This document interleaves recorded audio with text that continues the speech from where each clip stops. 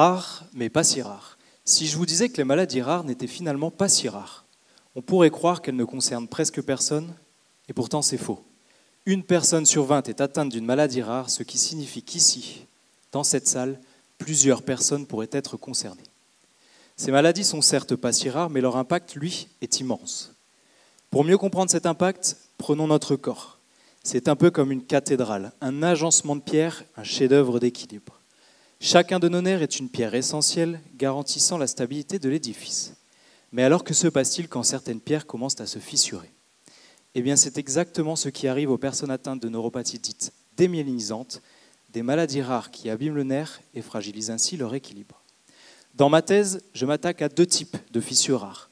La CMT, c'est-à-dire la maladie de Charcot-Marie-Tooth, une affection transmise comme un héritage familial, et de l'autre côté, la PIDC, la polyradiculonévrite inflammatoire démyélinisante chronique, un nom barbare, je vous l'accorde, mais qui la définit pleinement, elle frappe soudainement, sans qu'on s'y attende.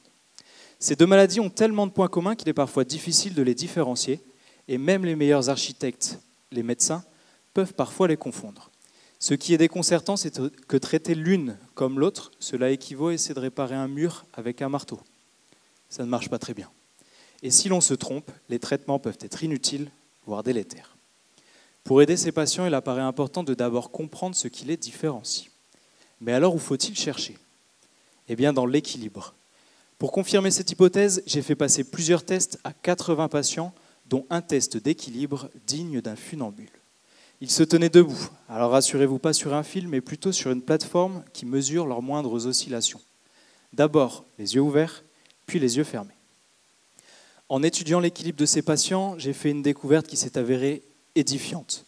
Les personnes atteintes de la maladie héréditaire ont eu des années pour s'adapter à leur situation.